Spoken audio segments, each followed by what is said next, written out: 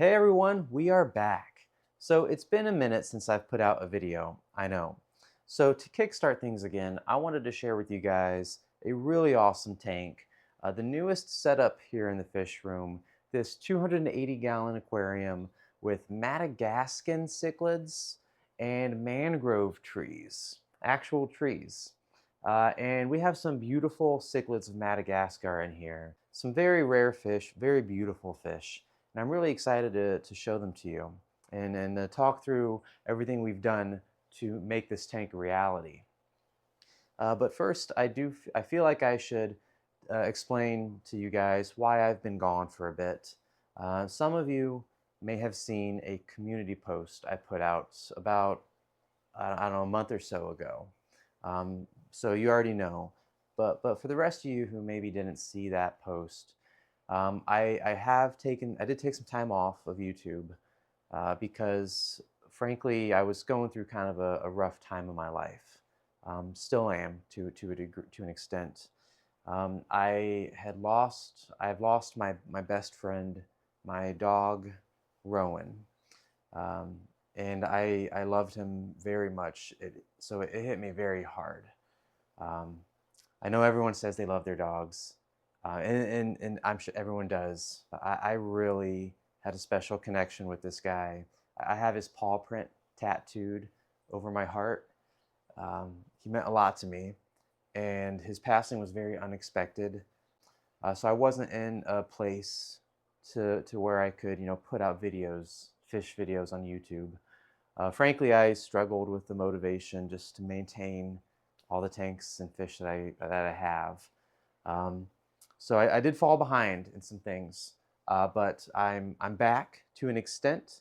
I'm not saying I'm back on a good set schedule. I'm not yet to a place where I can put out a video every week probably, but we'll get back there. But for today, there is a tank that I am excited about, a new setup that's bringing me happiness in my life right now. So I wanted to share it with you guys. So let's go ahead and get to that. All right, so this is the new setup. Now, this isn't actually a new tank. We have had this 280-gallon acrylic tank for some time. Friends of the channel may remember this as being the home of our colony of Pemboy blue frontosa. Now, I still have those fish. Now, the reason why I moved them, there's kind of a story behind it that I might share in a video a different day. But something did happen to where I needed to empty this tank. I moved those frontosa um, to another aquarium, and I took the opportunity to upgrade these fish to a bigger tank and also move the mangrove trees. So one of the things I love most about this setup are these trees. These were previously in our 125-gallon with the albino threadfin acara. They were doing pretty well in there. They've got all this new growth. These two are doing fantastic, followed by this guy's doing pretty good. They were growing pretty well, but they were starting to max out the capacity of the tank and the lights that I have on that tank. So what I did, I loved the idea of putting these in one of my plywood tanks, but because they're trees, I don't know if this would have happened, but I just was worried about the roots uh, actually burying into the wood of a plywood aquarium and causing it to leak. I don't know if that would have happened, but I mean, in nature, you see the roots of trees do tremendous damage to infrastructure. They tear up sidewalks and roadways. They break through walls, and they cause a lot of damage. I was worried about that long term. So I felt like the best bet would be to put them in either a glass or acrylic aquarium. And this just made sense given the change in setup.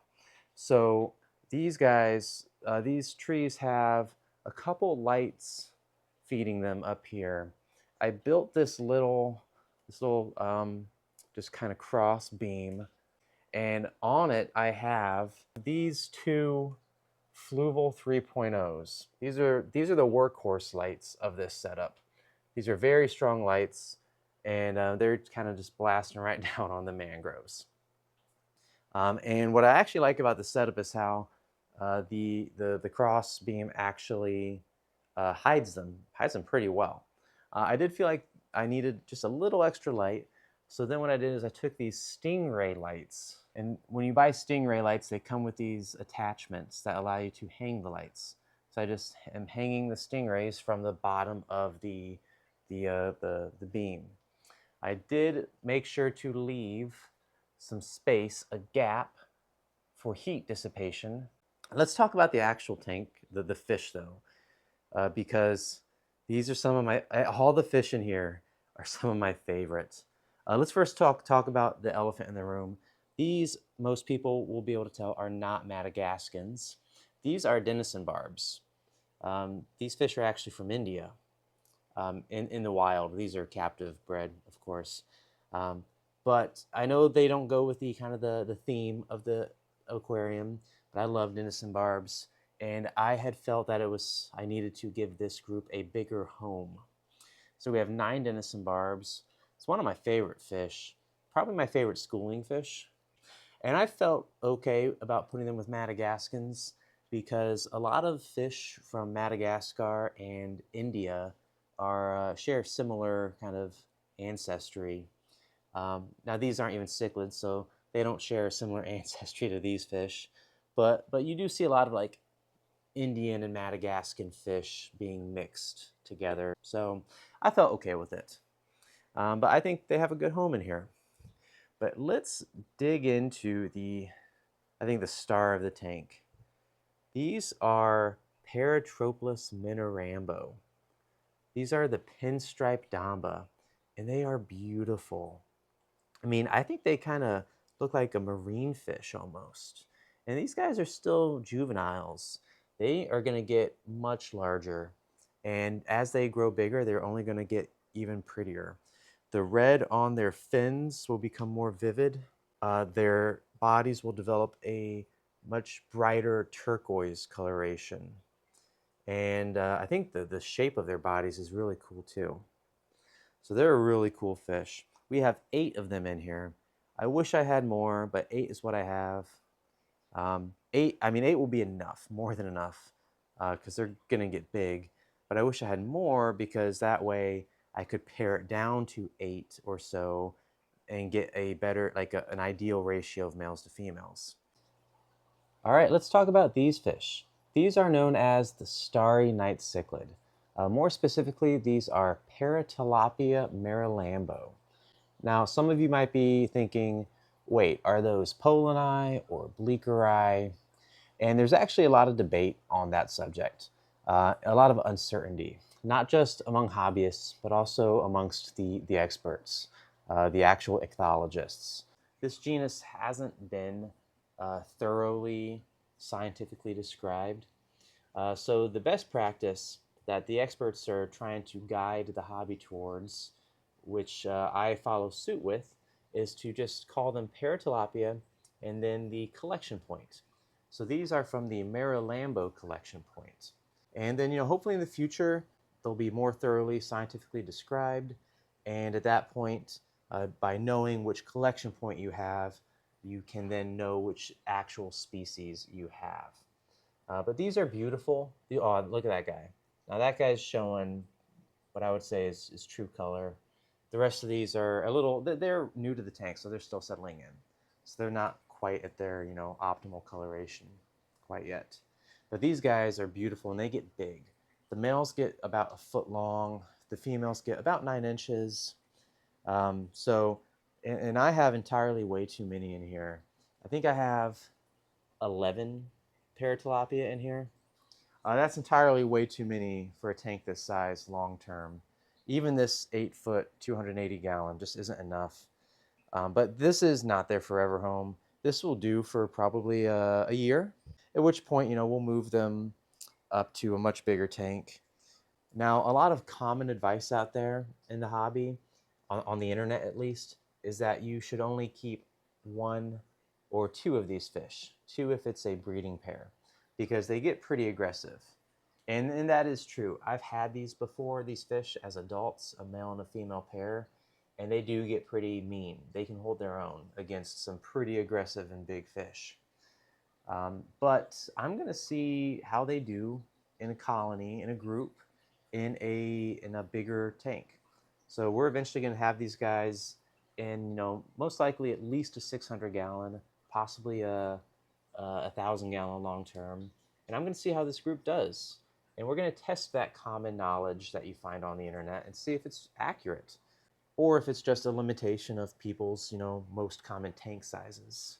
And we'll be vigilant. If we notice any, injuries occurring, we can pull them out, try to rebalance the aggression. And hey, who knows? At the end of the day, I might just end up with a breeding pair. And that would still be just fine, because I love these fish.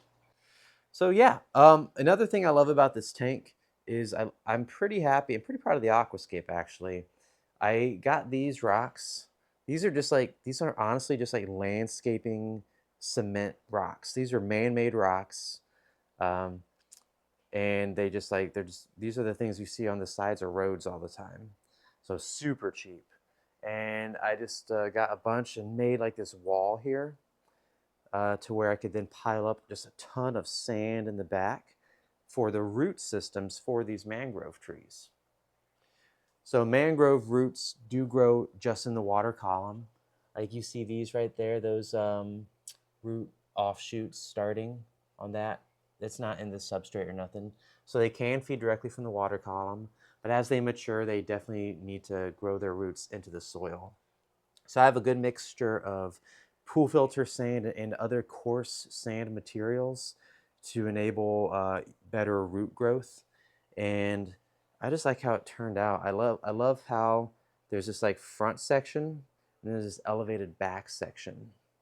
And I like the driftwood I got for this. I like the artificial plants I have to fill it out. Now, in all honesty, this is probably the nicest this tank will ever look, or at least the most orderly. Because as these fish, especially these guys, when they get to breeding age, they become diggers. So they're gonna like dig all this sand and like move it all around. And I'm gonna have to be constantly like scooping sand up from the front and putting it back there. I did the same thing with these mangroves and the threadfin acara in the other tank. These mangroves, they can take it. They're a pretty hardy plant. So they don't mind their roots kind of being like messed with and exposed every now and then.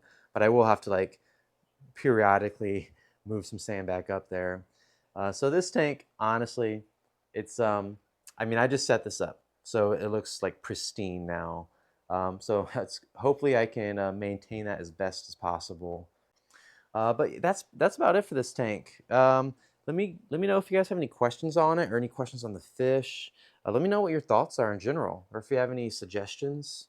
I'm pretty happy with it. It's not the long-term home for some of these fish, but it'll do for a while. And I'm really excited to see the trees grow in. Yeah. So yeah, thanks guys for watching. I hope you enjoyed the video, and I'll see you next time.